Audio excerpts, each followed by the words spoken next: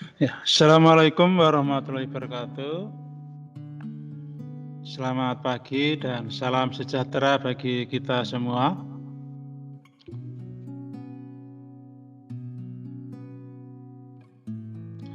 Mari kita berdoa terlebih dahulu.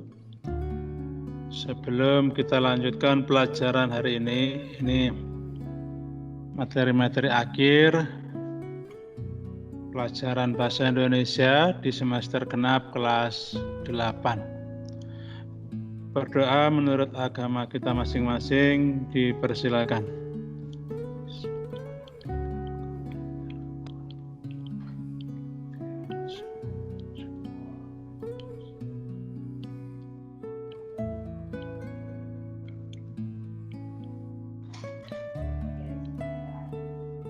Selesai.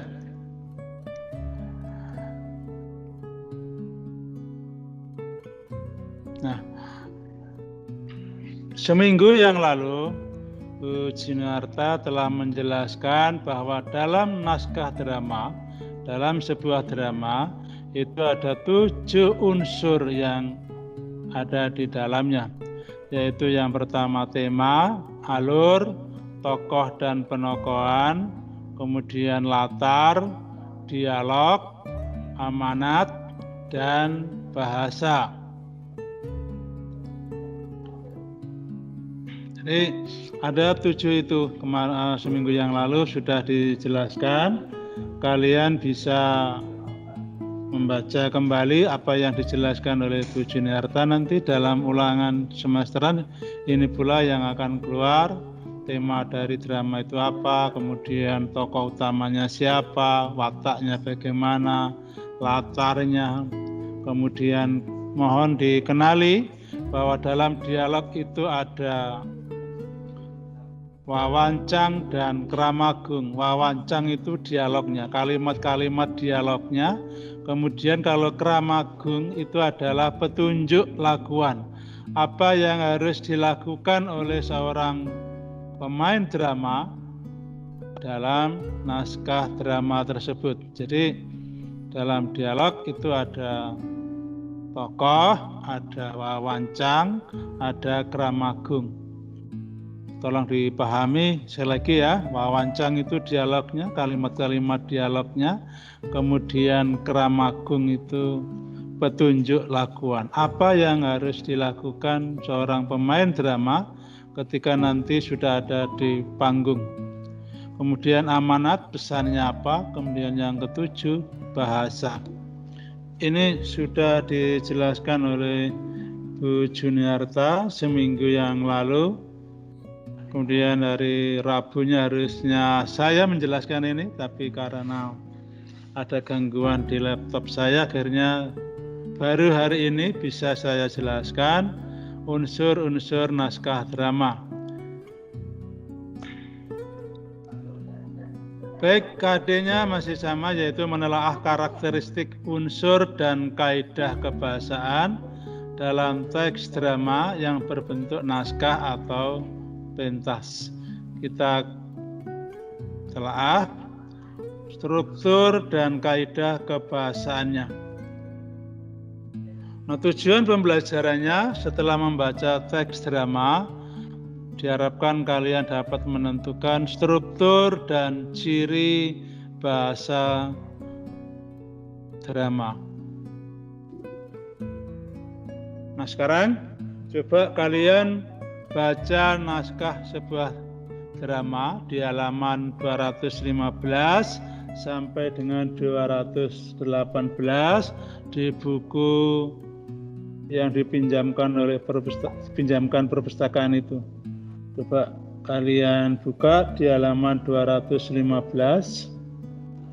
Yang naskah dramanya itu terdiri 4 babak. Jadi tolong dipahami apa babak itu apa? Babak itu ditandai dengan pergantian setting. Settingnya pindah tempat, maka berarti pindah babak. Jadi kalau dalam naskah drama itu pindahnya sampai 12 kali pindah, ya maka ada 12 babak. Itu yang dimaksud dengan babak ditandai dengan pergantian setting, terutama setting tempat, waktu. Jadi pindah waktu, tentunya pindah babak, terutama di setting tempat ya, latar tempatnya. Kalau dalam drama tradisional misalnya di ketoprak itu diganti itu pindah babaknya, adanya pergantian clear yang ada di belakang itu ya. Jadi perpindahan misalnya semula ada di kerajaan, kemudian ada di taman, ada di hutan, itu berarti pergantian babak. Dalam setiap babak ada beberapa adegan. Nah, kalau adegan itu ditandai dengan masuknya pemain dalam panggung. Jadi kalau ada pemain baru yang masuk, yang muncul dalam naskah drama, maka itu disebut dengan adegan. Dalam satu babak tentunya ada beberapa adegan. Sekali lagi, adegan ditandai dengan munculnya pemain baru. Kalau babak ditandai dengan pergantian setting atau latar tempat. Pindah tempat, maka pindah babak. Bisa dipahami ya? Nah, sekarang coba kalian baca sebentar. Paling tidak dibuka bukunya, jangan disuruh tidur saja sama orangnya. Nah, orangnya tidur, bukunya juga tidur. Nah, sekarang silakan kalian buka halaman 215. Di sana ada babak 1. Pagi-pagi suasana di kelas 9 SMP Sambu Indah cukup ramai. Bermacam-macam tingkah kegiatan mereka. Ada yang mengobrol, ada yang membaca buku, ada pula yang keluar masuk kelas, sampai seterusnya sampai di halaman 218. Itu materi kita hari ini, di pagi hari ini. Nanti setelah pelajaran ini selesai, walaupun sekarang ini hanya yang mengikuti semakin lama semakin menurun, dari anak 350 hanya terakhir dilihat itu hanya 60 anak. Yang lainnya mungkin hanya tidur saja.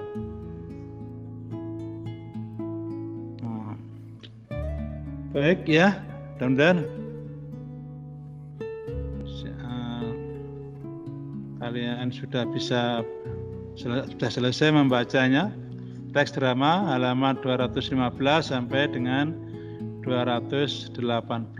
Nanti diperdalam kembali. Baik. Struktur teks drama itu ada 3. Yang pertama ada prolog, ada dialog, ada epilog. Prolog, dialog, epilog. Prolog itu merupakan pembukaan atau peristiwa pendahuluan dalam sebuah drama. Disampaikan oleh tukang cerita atau dalang. Jadi kalau kalian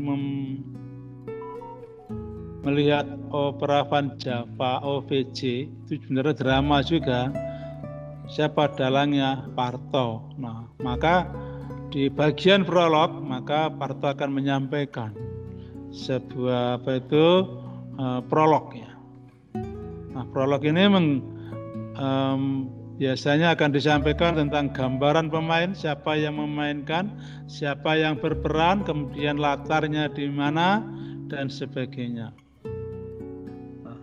Misal tadi yang saya bacakan, pagi-pagi suasana di kelas 9 SMP Sambu Indah cukup ramai, bermacam-macam tingkah kegiatan mereka. Ada yang mengobrol, ada yang membaca buku, ada pula yang keluar masuk kelas. Itu yang dimaksud dengan prolog. Jadi bahkan kalau bisa juga diawali dengan sebelum itu bisa dimulai dengan sutradara atau dalangnya menyampaikan siapa pemerannya, apa judulnya. Misal ya, dengan bangga Teater Sakara mempersembahkan sebuah pagelaran drama dengan judul, dengan para pemain. Nah, itu termasuk prolog juga. Jadi, kalau dalam naskah drama itu hanya disampaikan ini latarnya di mana. Oh, ternyata latarnya di kelas 9 SMP Sambu Indah. Nah, bagaimana suasananya? Cukup ramai.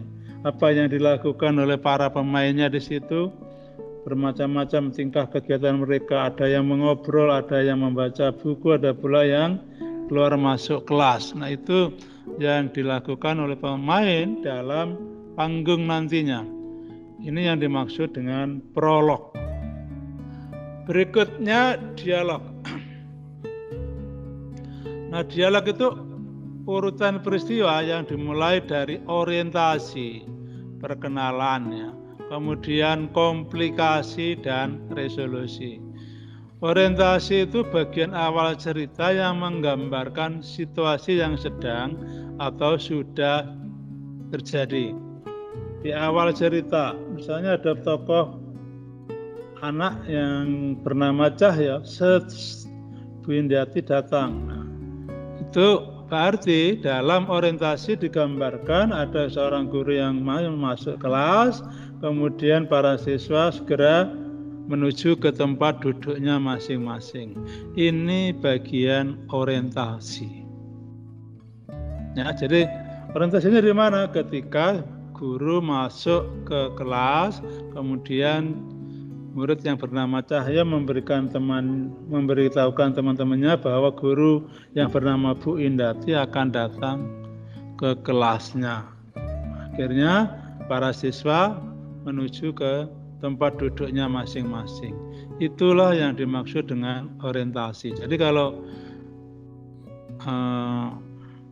nanti ada soal bagian awal dari sebuah teks, kemudian kalian disuruh menyebutkan bagian strukturnya, maka kalau itu ada di awal apa yang dilakukan oleh pemain, gambaran latarnya seperti apa, nah itu maka yang dimaksud dengan orientasi.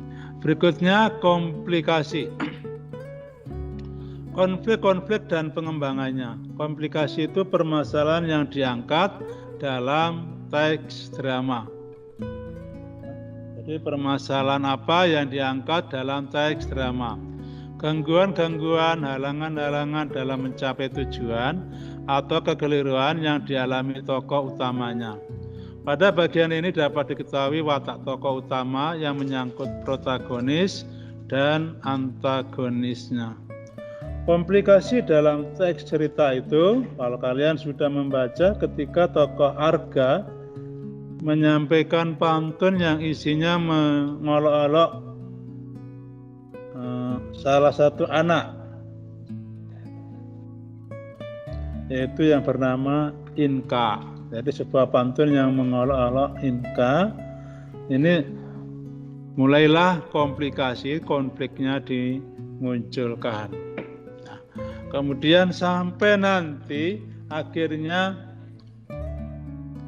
Arga ini jatuh dari sepedanya, kemudian mereka ditolong oleh Inka dan Gendis yang sama-sama korban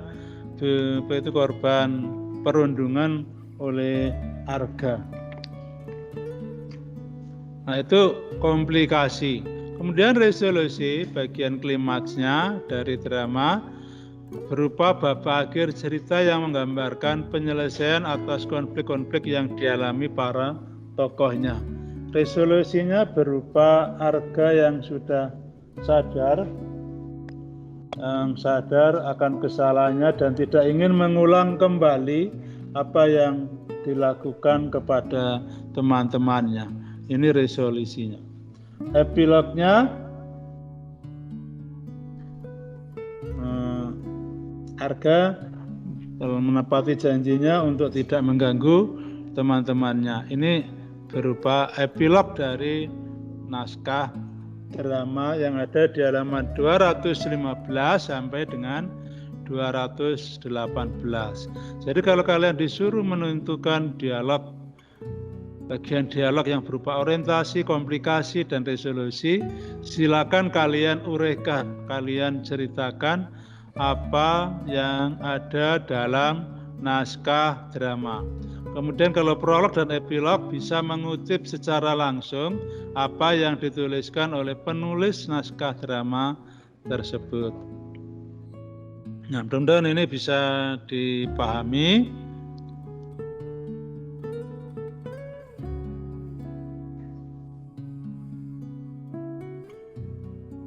Nah, sekarang ciri bahasa teks drama. Ciri bahasa teks drama yang pertama itu menggunakan kalimat langsung. Nah, kalimat langsung itu ditandai dengan tanda petik. Dalam naskah drama pun juga diberi tanda petik seperti ini ya. Nah, diawali dengan tanda petik, diakhiri dengan tanda petik. Jadi sekali lagi naskah drama itu yang benar. Ini nomor 1 berarti dialog nomor 1, nomor 2. Nomor 1, nomor 2. Jadi ini adegan pertama, ini adegan kedua karena munculnya Bu Indati tadi. Ini babak 1, adegan satunya Cahya mengatakan Bu Indati datang. Ini adegan 1, kemudian muncul tokoh guru, maka itu adegan 2. Bu Indati datang itu merupakan wawancang dialognya. Kemudian para siswa segera beranjak duduk di tempatnya masing-masing. Itu merupakan kramagung, ya, atau petunjuk laguan. Kalau di bawah tokohnya Bu Indati, wawancangnya selamat pagi anak-anak, itu wawancang, ramah itu kramagung. Nah, jadi sekali lagi, salah satu ciri bahasa teks drama itu menggunakan kalimat langsung. Kalimat langsung ditandai dengan tanda petik. Ada tanda petiknya. Diawali dengan dialognya, diawali dengan tanda petik, diakhiri dengan tanda petik. Nah, itu menunjukkan bahwa dalam teks drama itu menggunakan kalimat langsung. Ciri yang kedua, menggunakan kata ganti orang ketiga pada bagian prolog dan epilog. Jadi bagian prolog dan epilognya itu menggunakan orang ketiga, sedangkan bagian dialognya menggunakan kata ganti orang pertama dan kedua. Nah, selain itu kadang-kadang juga menggunakan kata sapaan. Jadi di dialognya menggunakan kata ganti orang pertama, kedua atau sapaan. Kemudian di prolog dan di epilognya itu menggunakan kata ganti orang ketiga. Mari kita lihat dalam teks itu. Pagi-pagi suasana di kelas 9 SMP Sambu Indah cukup ramai. Bermacam-macam tingkah kegiatan mereka. Ada yang mengobrol, ada yang membaca buku, ada pula yang keluar masuk kelas. Nah, yang kata ganti orang ketiganya adalah mereka yang saya cetak merah itu. Jadi di prolognya itu menggunakan kata ganti orang ketiga. Di dialognya menggunakan kata ganti orang pertama atau kata ganti orang kedua atau kata sapaan. Contohnya, Arga, kamu sudah membuat pantun. Nah, kamu itu orang kedua. Selamat pagi anak-anak. Anak-anak itu kata sapaan. Jadi benar dalam dialog, dalam wawancangnya itu teks drama itu menggunakan kata ganti orang pertama atau kedua atau menggunakan kata sapaan. Nah, bisa dipahami ya ini. Yang ketiga, menggunakan kata tidak baku dan kosakata percakapan yang sering kita gunakan, misalnya kok, si, dong, oh. Ini biasanya sering kita gunakan dalam berdialog dengan berbicara dengan orang lain. Kalian jahat, aku nggak ngomong lagi. Nah, nggak ngomong, nah itu kata tidak baku. Aku nggak ngomong, nggak itu harusnya tidak kalau ingin baku. Kemudian ngomong, berbicara, aku nggak ngomong lagi. Nah, jadi itu benar kalau begitu dalam teks drama itu menggunakan kata tidak baku. Jadi campur aduk. Tapi lihat konteksnya. Kalau konteksnya di kelas, tentunya menggunakan kata baku seharusnya. Kalau konteksnya di luar atau berbicara dengan teman sendiri dalam perannya, maka kalian bisa menggunakan kata tidak baku. Kata yang bahkan bahasa daerah pun bisa digunakan. Bahasa asing pun bisa masuk juga. Misalnya bahasa Inggris diselingi dengan bahasa Inggris, itu bisa. Kemudian kosakata percakapannya mana? Dalam dialog yang ada di halaman 215 sampai 218, kita jumpai misalnya ada Arga, kenapa sih kamu selalu usil? Nah, si itu termasuk kosakata percakapan yang sering kita lakukan. Jadi kalau di sini misalnya kalau, itu biasanya kita gunakan dalam berbicara dengan orang lain. Bisa dipahami ya? Sekarang yang keempat, menggunakan kalimat seru, suruhan atau perintah dan pertanyaan. Kalau menggunakan kalimat seru berarti menggunakan kata seru. Contohnya itu wah, ah, oh, ih. Itu kata seru. Aduh. Wah, jangan marah dong, aku kan cuma bercanda. Nah, itu kalimat seru. Kalimat seru ya tentunya menggunakan kata seru. Wah, di situ ya. Contoh yang kedua itu menggunakan kalimat suruhan atau kalimat perintah. Coba kamu bacakan untuk teman-temanmu. Coba kamu bacakan untuk teman-temanmu. Itu di sana maknanya Bu Indati memerintah Arga untuk membacakan pantunnya. Kemudian ada juga kalimat pertanyaan. Arga, kamu sudah membuat pantun? Jadi ini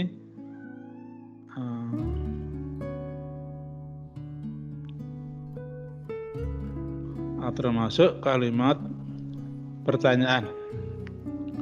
Itu yang ciri bahasa yang keempat.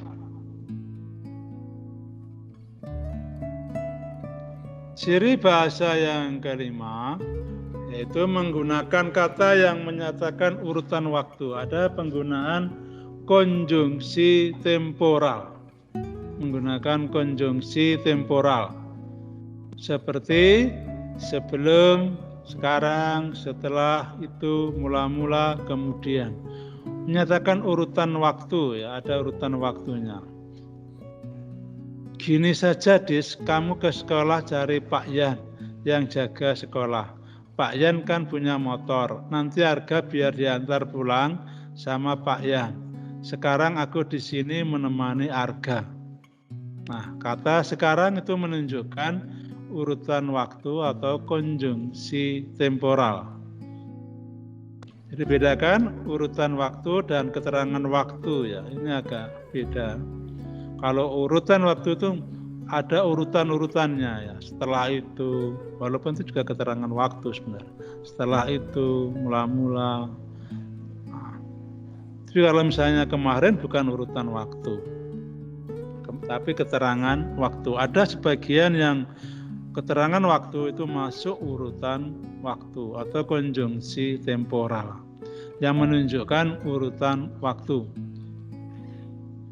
Bisa dipahami ya. Jadi penggunaannya seperti menggunakan kata sebelum, sekarang, setelah itu, sesudah itu, mula-mula, kemudian. Itu menunjukkan adanya urutan waktu.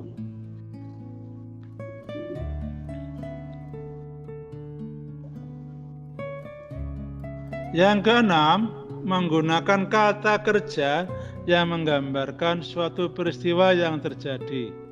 Kata kerja yang menggambarkan suatu peristiwa yang terjadi. Misal, Arga ya, dialognya Arga di atas sepeda. Hoi, minggir, minggir. Pangeran Arga yang ganteng ini mau lewat. Rakyat jelata diharap minggir. Nah, kata lewat itu menunjukkan kata kerja yang menggambarkan suatu peristiwa. Peristiwa apa? Peristiwa Arga mau lewat. Kemudian rakyat jelata diharap minggir. Nah, minggir, teman-temannya disuruh minggir. Nah, itu menunjukkan ada sebuah peristiwa yang sedang terjadi. Jadi dengan satu kata kerja sudah bisa menggambarkan bahwa ada peristiwa. Bisa dipahami ya. Yang ketujuh, menggunakan kata kerja yang menyatakan sesuatu yang dipikirkan atau dirasakan oleh tokoh, seperti merasakan, menginginkan, mengharapkan, mendambakan, mengalami. Ya, menggunakan kata kerja yang menyatakan sesuatu yang dipikirkan atau dirasakan oleh tokoh, seperti merasakan, menginginkan, mengharapkan, mendambakan, mengalami. Kata kerja yang menyatakan sesuatu yang dipikirkan atau yang dirasakan. Contohnya, ternyata juga punya banyak sahabat itu menyenangkan. Nah, menyenangkan itu apa yang dirasakan. Nah, apa yang dirasakan tokoh.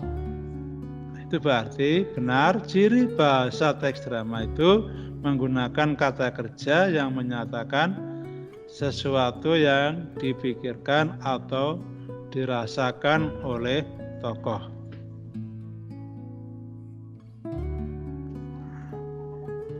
Yang terakhir, 8, menggunakan kata-kata sifat untuk menggambarkan tokoh, tempat, atau suasana, misalnya ramai, bersih, baik, gagah, kuat.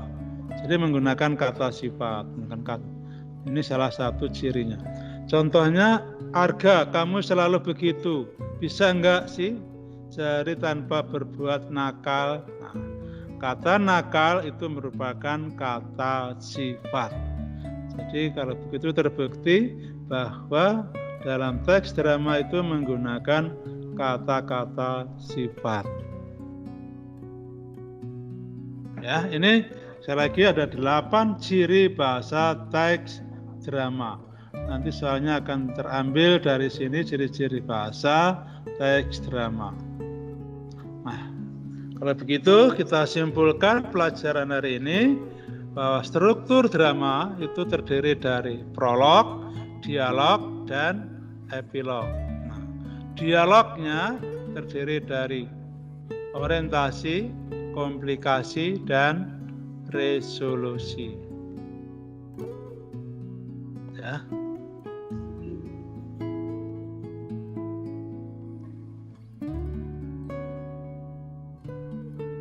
Kemudian ciri bahasanya ada 8. Yang pertama menggunakan kalimat langsung. Yang kedua menggunakan kata ganti orang ketiga di prolog dan epilog, menggunakan kata ganti orang pertama dan kedua di bagian dialog.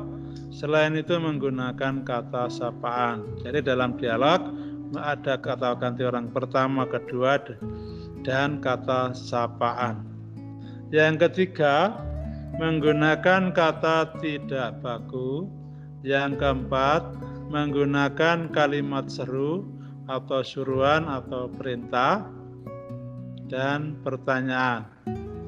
Yang kelima, menggunakan konjungsi temporal. Keenam, menggunakan kata kerja yang menggambarkan peristiwa yang terjadi. Yang ketujuh, menggunakan kata kerja yang menyatakan sesuatu yang dipikirkan atau dirasakan. Kedelapan, menggunakan kata-kata sifat untuk menggambarkan tokoh, tempat, atau suasana.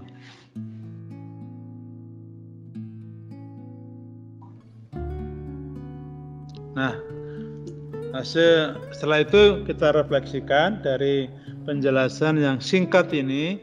Harapan kalian bisa merefleksikan bahwa kalian sudah dapat menentukan struktur dan ciri bahasa teks drama.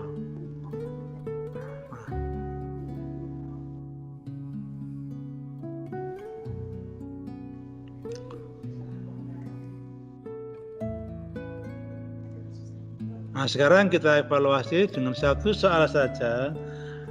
Yang saya kutip ini termasuk bagian apa? Pangeran Arthur dan Putri Rosa akhirnya menikah dan hidup bahagia selamanya.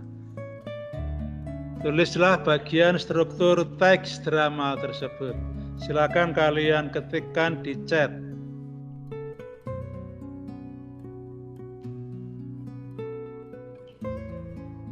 Adakah yang jawab?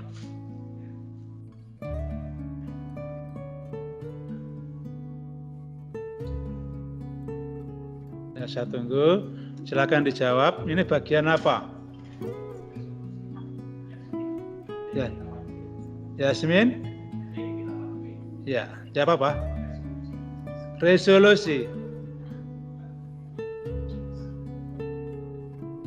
Benar itu resolusi? Ayo. Coba diperbaiki, bukan resolusi.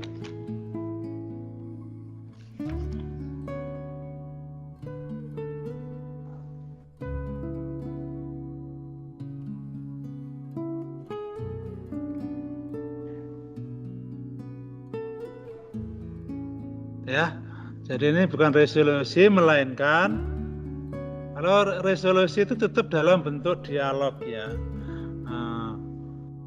Dalam orientasi juga dalam bentuk dialog, komplikasi dalam bentuk dialog, resolusi juga dalam bentuk dialog. Tapi kalau sudah dalam bentuk narasi ini seperti ini kalau tidak prolog, epilog atau ramagung ya. Atau petunjuk laguan.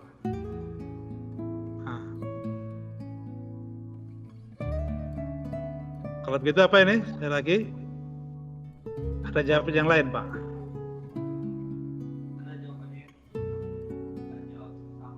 Sama. Resolusi semua. Ya. Berapa? 2 orang? Ya. Ini bukan resolusi, melainkan epilog.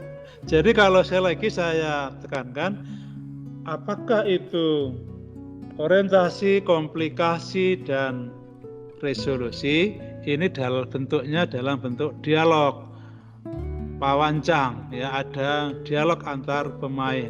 Tapi kalau epilog, prolog itu dalam bentuk narasi. Pangeran Arthur dan Putri Rosa akhirnya menikah dan hidup bahagia selamanya. Itu epilog ya, bukan resolusi. Nah, mudah-mudahan ini sudah bisa membuat kalian lebih paham tentang materi drama hari ini, yaitu struktur dan ciri bahasanya. Nah, sekarang tugasnya kalian baca teks drama yang berjudul ketika pangeran mencari istri dengan saksama. Di buku dari perpustakaan itu halaman 200 sampai dengan 202. Setelah itu jawablah pertanyaan berikut ini, ada 5 pertanyaan. Yang pertama, tulislah prolognya dalam teks drama tersebut. Yang kedua, tulislah bukti bahwa teks drama menggunakan kalimat langsung. Tulislah kalimatnya ya. Jadi kalau perlu lengkap, tokohnya siapa, kalimatnya bagaimana. Kalau memang ada Karamagungnya atau petunjuk lakuannya silakan ditulis juga. Nanti terus yang berikutnya, tulislah bukti dalam teks drama menggunakan kata ganti orang pertama, kedua, ketiga, dan sapaan. Ini lengkap. Orang pertama, kedua, ketiga, dan sapaan. Kalau tidak ada, tulis tidak ada. Yang keempat, tulislah bukti dalam teks drama menggunakan kata tidak baku. Nanti silakan ditulis kalimatnya, dialognya, kemudian kata yang tidak baku tolong digaris bawahi. Yang kelima, tulislah bukti dalam teks drama menggunakan kata sifat.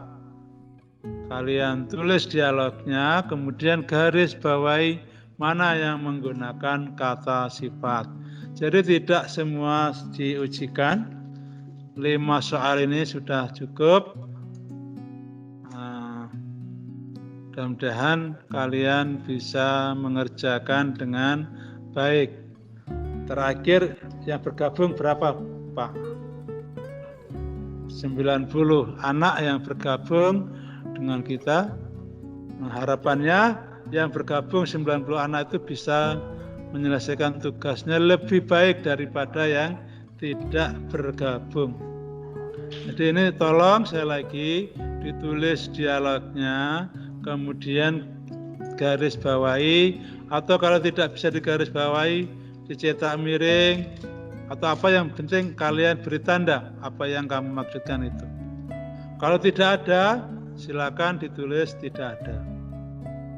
Bisa dipahami ya? Baik, saya kira cukup sekian apa yang saya sampaikan. Mari kita akhiri penyampaian materi tentang struktur dan ciri bahasa teks drama ini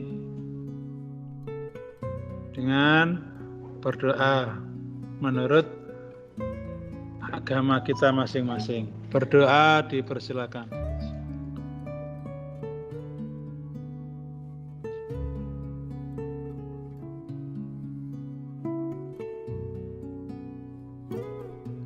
Selesai. Untuk materi berikutnya, materi terakhir yaitu menulis teks drama disampaikan oleh Bu Ida nanti hari Rabu. Jadi liburnya hanya besok, hari Rabu masuk kembali, belajar lagi sampai nanti ada pengumuman lagi, yaitu ketika anak kelas 9 ujian sekolah, kalian tentunya libur. Walaupun selama ini kalian terlalu banyak libur, setahun lebih kalian libur tidak ke sekolah. Baik, saya akhiri. Wassalamualaikum warahmatullahi wabarakatuh.